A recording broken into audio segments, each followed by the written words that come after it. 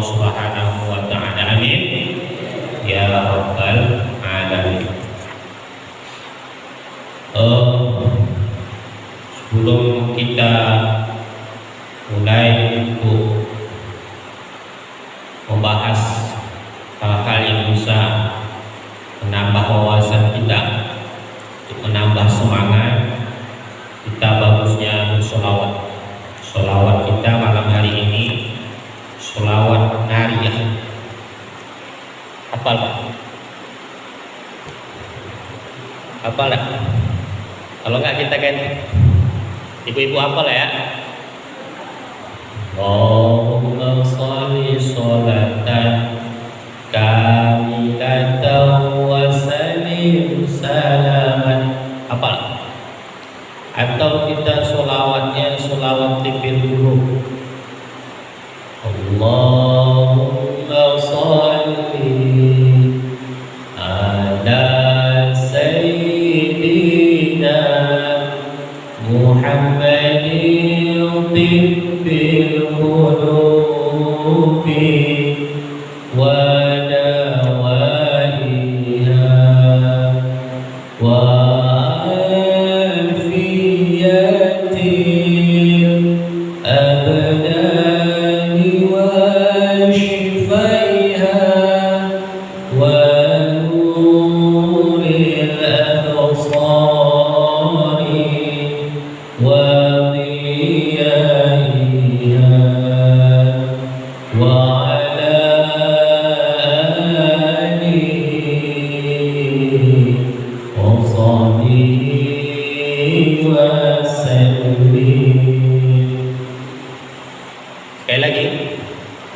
sekali lagi lah. Allahumma sholli ala sayyidina Muhammadin tibbil qulubi wa dawaiha wa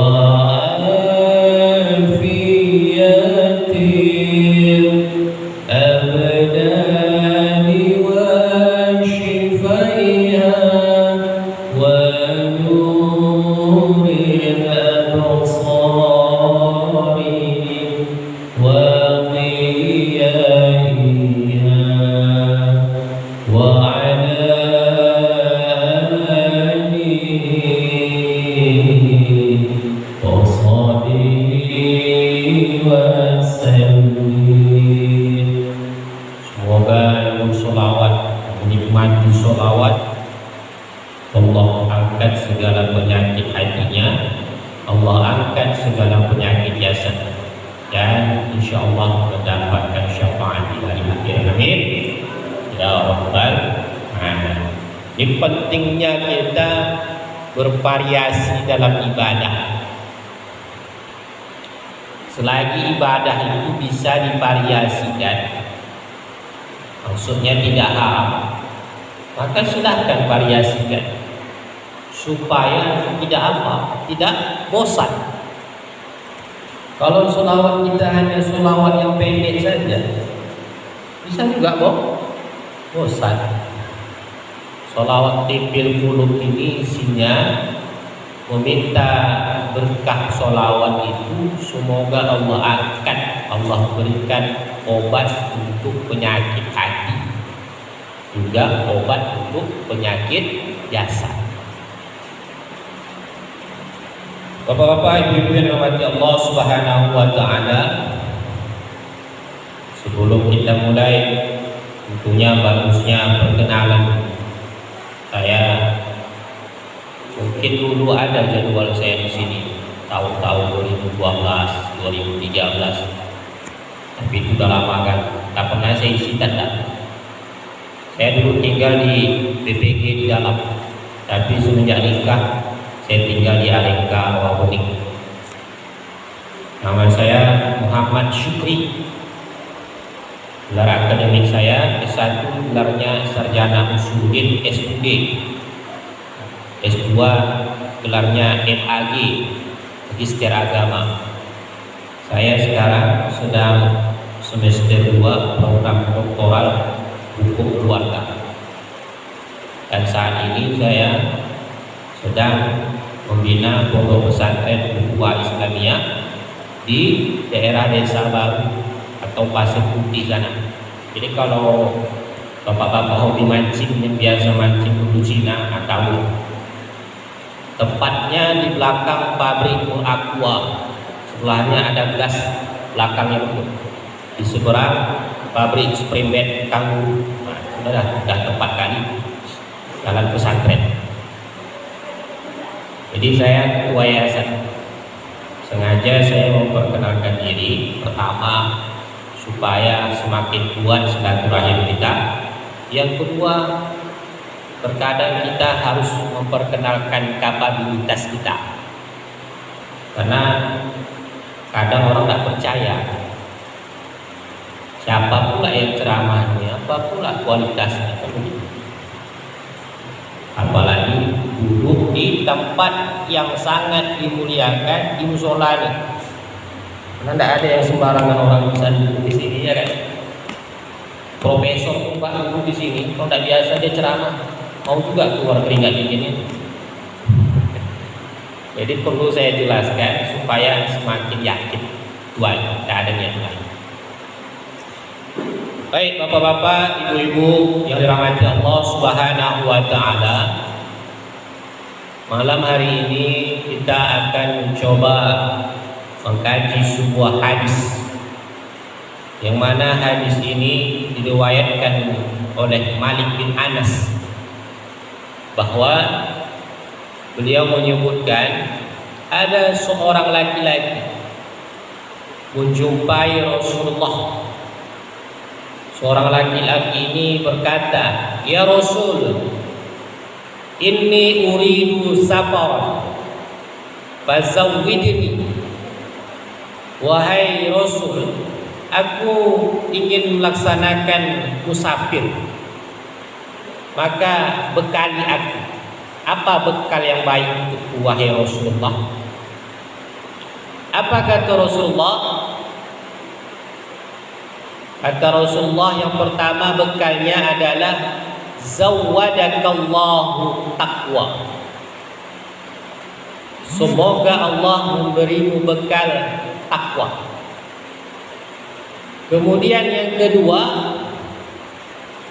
walaqakal khairu haitsu wajjahta. Semoga Allah memudahkan kebaikan dimanapun kamu berada. Kemudian yang ketiga, karena laki-laki ini minta terus, apalagi ya Rasul? Kemudian yang ketiga Rasul bilang, wa ghafara dzambaka. Semoga Allah mengampunkan dosa. Sebelum kita bahas kandungan dari bekal yang diajarkan oleh Rasulullah kepada seorang pemuda yang minta bekal tadi, perlu tentunya kita jelaskan hadis itu apa.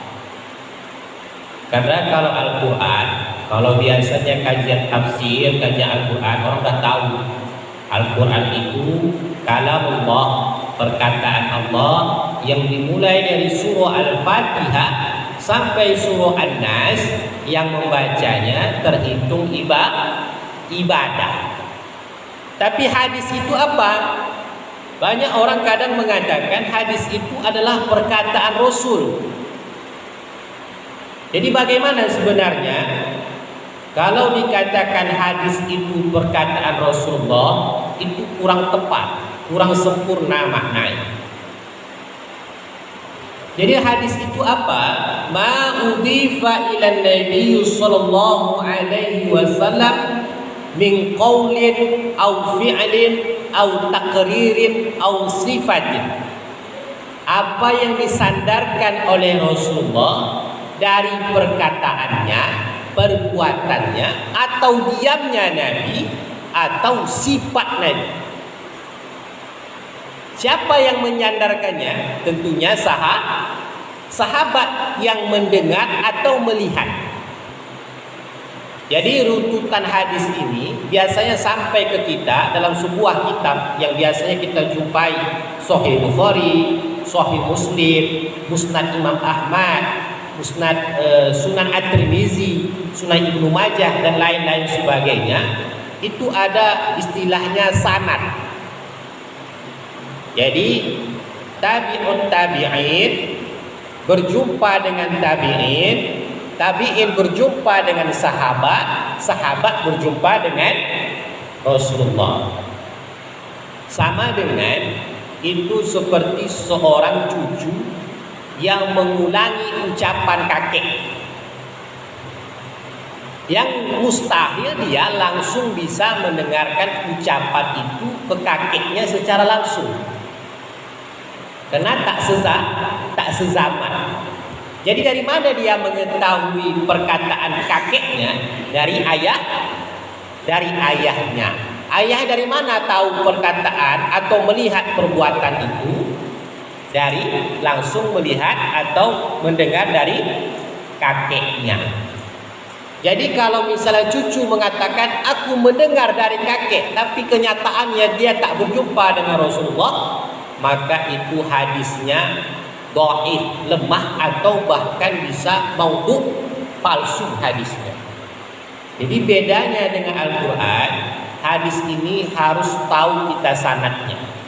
Minimal sanad yang paling tinggi, yakni sahabat yang mengucapkannya. Itu pentingnya, karena kalau tidak ada sanad, maka orang akan mudah mengatakan ini hadis, ini hadis. Padahal kenyataannya bukan. Contohnya apa itu? Contohnya utlubul ilma walau bisit. Tutullah ilmu walau ke negeri Cina. Itu dikatakan orang hadis. Betul tidak hadis? Tidak benar. Apalagi hubbul waton minal iman. Katanya itu perkataan Rasul, mencintai negara itu adalah sebagian dari iman. Pernah nggak Rasul mengatakan demikian? Ternyata itu hadis palsu. Itu pentingnya belajar ilmu hadis ini. Apa hukum belajar ilmu hadis? Hukumnya wajib, Pak. Kenapa demikian? Karena hadis adalah tingkatan kedua sumber pedoman orang beriman. Makanya malam hari ini, supaya sedikit-sedikit lepas kewajiban kita malam ini mengkaji hadis. Apa hadisnya? Yakni yang diriwayatkan oleh Malik bin Anas. Apa beliau riwayatkan?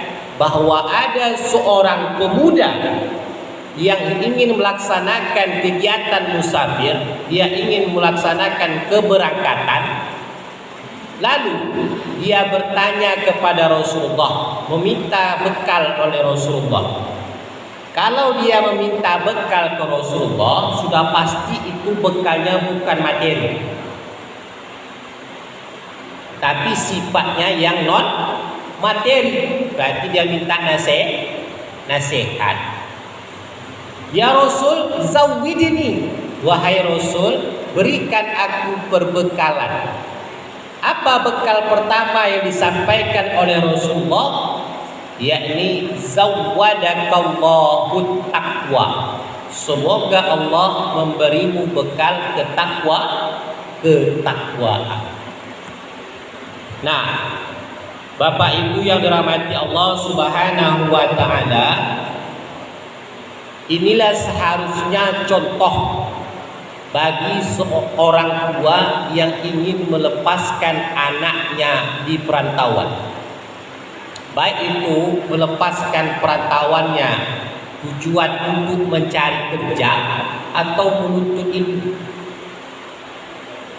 Karena itulah salah satu jalan terakhir pengawasan orang tua terhadap anak. Sekarang bisa dilihat di Pekanbaru ini, yang katanya negeri Melayu yang identik dengan Islam. luar biasa. Remaja-remaja di Pekanbaru yang kadang-kadang kalau saya pikir mungkin itu bukan asli orang Pekanbaru.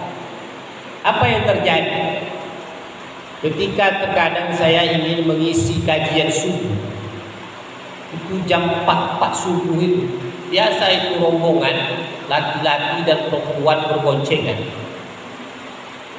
Ngapain dia? Belajar kelompok jam 4 subuh. Yang pertama saya pikir tuh mana orang tua? Dulu kalau orang merantau pasti dibilang cari induk semang. Bukan hanya sebatas tempat dia mengadu secara materi, tapi tempat mengawasi dirinya. Ini sekarang banyak orang termotivasi ingin menyekolahkan anaknya ke kota karena harapannya sekolah yang terbaik. Dia tinggalkan anaknya di kos-kosan tapi tak ada pengawasan. Perlu tertanam di pikiran kita, Bapak Ibu sekalian, kalau ada anak ingin pergi dari orang tua, itu pasti indikator utamanya ingin bebas. Itu pasti indikator utama. Meskipun yang udah nikah. Iyalah, saya udah nikah sebulan saya numpang orang tua. Segan. Saya adik-beradik saya perempuan malu mandi subuh. Awak pengantin baru. Coba kalau di rumah awak sendiri. Malu enggak? Enggak malu. Itu udah nikah. Macam mana yang enggak nikah? Tentu ingin bebas. Makanya Bapak Ibu sekalian, saya lihat wajahnya ini masih wajah-wajah produktif yang masih bisa punya anak, bahkan punya istri lagi. Kemauan ada, tapi keberanian tidak ada. Perlu dikontrol anak. Sedangkan ini aja seorang pemuda, kalau dia sudah meminta nasihat kepada Rasulullah, kira-kira dia beriman tak ke Rasul? Beriman gak dia ke Rasul? Sudah pasti pula beriman kepada Allah. Disebut sahabat, kategori sahabat itu apa? Berjumpa dengan Rasulullah dan beriman dengan kerasulan. Tapi walaupun dia sezaman dengan Rasulullah, beriman dengan Rasulullah, tak berjumpa dengan Rasulullah, itu tak disebut sahabat. Siapa contohnya? Uwais Al-Qarni yang tinggal di negeri Yaman, tapi tak sempat berjumpa dengan Rasulullah karena sibuk mengurus emak. Padahal dia hidup sezaman dengan Rasulullah. Tapi ada juga orang berjumpa dengan Rasulullah tapi tak beriman dengan Rasulullah. Itu juga tak bisa dikatakan sebagai sahabat. Siapa contohnya? Abu Lahab, Abu Jahal. Kalau sekarang ini mungkin Abu Janda, karena memang tak zaman dengan Rasulullah. Nah, seorang sahabat, kualitasnya sahabat, beriman dengan Rasulullah, tentu beriman dengan Allah, masih meminta nasihat kepada Rasulullah, masih khawatir dia terhadap dirinya. Bagaimana dengan kita? Tak berjumpa dengan Rasulullah, tak pernah melihat mukjizat Rasulullah, tentu memerlukan pengawasan. Seorang sahabat tadi bahkan dia meminta nasihat. Apa nasihat pertama yang disebutkan oleh Rasulullah? Yakni semoga Allah memberikan bekal ketakwaan. Inilah sebaik bekal di dalam hidup di Bapak Ibu sekalian. Kalau kita bandingkan dengan orang yang nak pergi haji, Banyak kadang kejadian, kawan saya banyak tukang trapel umroh. Jangan kena haji deh, umroh. Banyak tuh kadang bapak-bapak yang merokok, kedapatan di kopernya berselop-selop rokok. La haula wala quwata. Ada pula lagi yang kedapatan rokok ini kan ada sifat candunya. Kalau Masako, Royco masuk berita. Mungkin dah terbayang sama dia, tidak cocok ke lidah dia nih masakan orang Arab nih, jadi bawa ke Royco. La haula. Jadi dia mau pergi umroh, dia mau ngapain? Makanya Allah katakan wa tazawwadu fa inna khairaz zadit taqwa. Berbekallah kamu. Itu ayat yang menerangkan tentang ibadah haji. Berbekallah kamu. Tetapi sebaik-baik perbekalan adalah ketakwaan. Bapak Ibu, jangan sedihlah kalau selama ini tak pernah memberikan anak harta, tak pernah memberikan anak jajan yang banyak ketika di sekolah. Tapi sedihlah kalau tak pernah mengajarkan anak soal ketakwaan. Nah, pertanyaannya, takwa itu apa? Takwa itu kalau kita lihat dalam kitab Mufradat Gharibul Quran karya Imam Raghib Al-Asfahani, takwa secara harfiah bermakna wiqayah, yakni penjagaan. Orang yang bertakwa berarti dia menjaga dirinya. Contohnya apa? Ada seorang penggembala kambing. Ketika dalam penggembalaan kambingnya tersebut, dia ikat kambingnya. Kenapa dia ikat? Supaya kambingnya tidak makan rumput tetangga atau bahkan tanam-tanaman tetangga. Nah, kegiatan dia mengikat kambingnya tersebut itu disebut penjagaan atau takwa secara harfiah. Kalau takwa secara istilah apa itu? Imtithalul awamir wajtinabun nawahi, yakni mengerjakan segala yang diperintahkan oleh Allah dan menjauhi larangannya. Lalu kalau kita kembalikan ke makna harfiah, apakah orang yang mengerjakan segala yang diperintahkan oleh Allah kemudian menjauhi larangan Allah itu termasuk penjagaan? Bagaimana jawabannya? Dan tentu. Kenapa demikian? Ketika dia tidak atau ketika dia mengerjakan perintah Allah, dia menjauhi larangan Allah, berarti dia menjaga dirinya dari siksaan api neraka. Begitulah pentingnya takwa ini, sampai-sampai diwasiatkan Rasulullah kepada sahabat tadi. Begitu pentingnya takwa ini sampai-sampai menjadi rukun dalam khutbah. Kalau Bapak nanti dengar khotibnya lupa menyebutkan wasiat takwa, tidak ada menjelaskan tentang ketakwaan sedikit pun dalam khutbahnya, baik itu dalam kata wasiat takwa atau marilah bertakwa, pokoknya ada suku kata-kata takwa tak ada disebutkan sama sekali. Ingatkan khotibnya, Pak khotib, wasiat takwa. Kalau dia tak sebutkan wasiat takwa, alamat sholat Jumat tidak sah. Itu dalam madhab Syafi'i.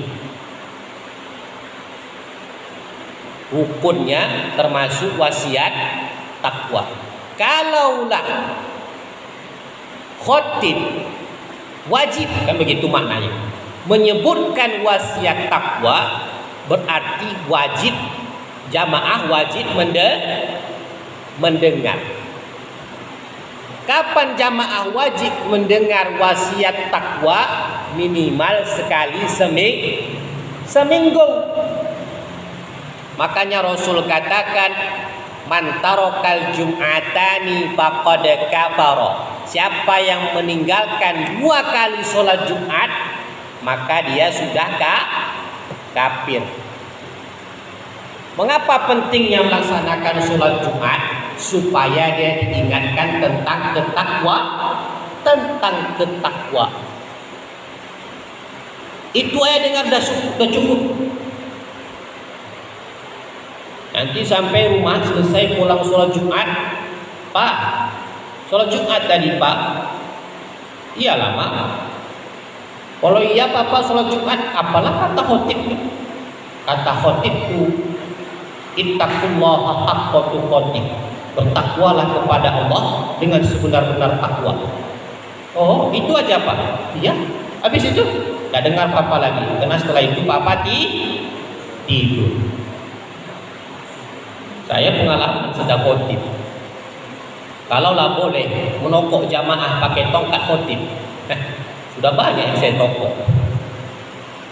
Tapi jangankan menokok, khutbah aja keras sedikit sudah dituduh radikal apa lagi kalau udah nokok jamaah pakai tongkat khotib, masuk penjara.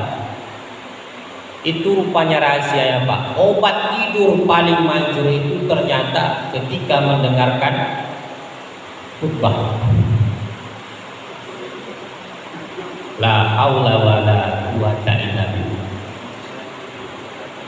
Nah, Bapak Ibu yang dirahmati Allah Subhanahu wa taala, sebenarnya dengan problematika kita sekarang ini, kita sebenarnya tidak krisis minyak dah. Kita sebenarnya tidak krisis politik, tidak. Kita sebenarnya tidak krisis ekonomi, tidak krisis pendidikan. Apa krisis kita? Krisis ketakwaan. Nah, dengan krisis ketakwaan inilah timbul krisis ekonomi, krisis politik, krisis pendidikan, krisis budaya. Apa contohnya? Nih, yang lagi viral nih. Jenderal bintang berapa? 2. Oh, bintang 2. Ternyata bukan hanya soal perselingkuhan masalah ini, sampai ke judi online, narkoba dan lain-lain sebagainya. Coba kita bayangkan, dia ini posisinya sebagai apa? Penegak hukum. Kalau dia sudah tak ada lagi yang dia takuti, bagaimana nasib? Itulah yang terjadi. Kalau orang takut dengan polisi ketika di lampu merah, ketika dia sampai, mohon maaf, ke lampu merah, lampu apa namanya? Lampu merah, dia kuning hijau ada juga, rambu lalu lintas. Kalau dia takutnya di rambu lalu lintas itu hanya karena polisi,